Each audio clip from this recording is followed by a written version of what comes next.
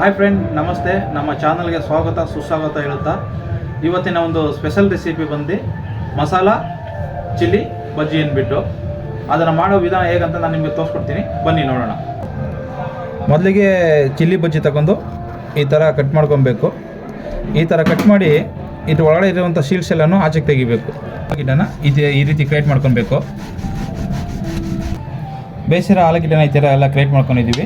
ಇದಕ್ಕೆ ಬೇಕಾಗಿರುವಂಥ ಮಸಾಲ ಎಲ್ಲನೂ ಇಲ್ಲಿದೆ, ಬನ್ನಿ ತೋರಿಸ್ಕೊಡ್ತೀನಿ ನೋಡೋಣ. ಚಿಲ್ಲಿ ಪೌಡ್ರು, ಸಣ್ಣಗೆ ಹಚ್ಚಿಕ್ಕಿರುವಂಥ ಹಸಿರು ಮೆಣಸಿನ್ಕಾಯಿ, ಕೊತ್ತಂಬರಿ ಸೊಪ್ಪು, ಜೀರಾ ಪೌಡರ್, ಉಪ್ಪು, ಸಣ್ಣಗೆ ಕಟ್ ಮಾಡಿರುವಂಥ ಈರುಳ್ಳಿ, ಇದು ಪೀನಟ್ಟು ರೋಸ್ಟ್ ಮಾಡಿ ಕ್ಲೀನಾಗಿ ಸ್ವಲ್ಪ ರಫಾಗಿ ಪೌಡ್ರ್ ಮಾಡ್ಕೊಂಡಿದ್ದೀವಿ. ಇದನ್ನು ಇದ್ರ ಜೊತೆಗೆ ಹಾಕೊಂಡು ಮಿಕ್ಸ್ ಮಾಡ್ಕೊಬೇಕು.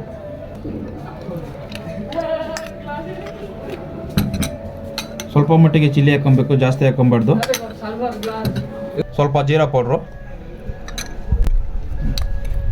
ರುಚಿಗೆ ತಕ್ಕಂತೆ ಉಪ್ಪು, ಇದು ಹುರಿದು ರಫಾಗಿ ಪೌಡ್ರ್ ಮಾಡ್ಕೊಂಡಿರುವಂಥ ಪೀನಟ್ಟು.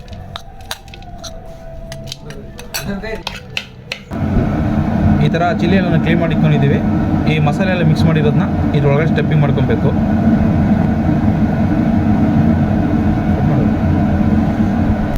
ಈ ಥರ ಮಸಾಲೆನ ಒಳಗಡೆ ಸ್ಟೆಪ್ಪಿಂಗ್ ಮಾಡ್ಕೊಬೇಕು.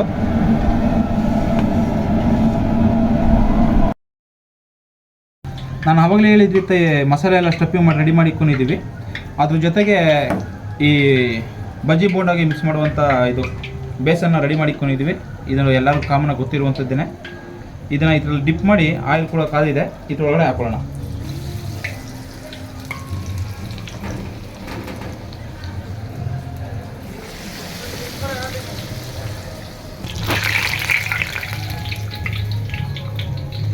ಫ್ರೈ ಆಗಿ ಎಲ್ಲ ರೆಡಿಯಾಗಿದೆ ನೋಡಿ, ಎಲ್ಲ ಕ್ಲೀನಾಗಿ ಒಳ್ಳೆ ಗೋಲ್ಡನ್ ಕಲರಲ್ಲಿ ಎಲ್ಲ ಕ್ಲೀನಾಗಿ ರೆಡಿಯಾಗಿದೆ.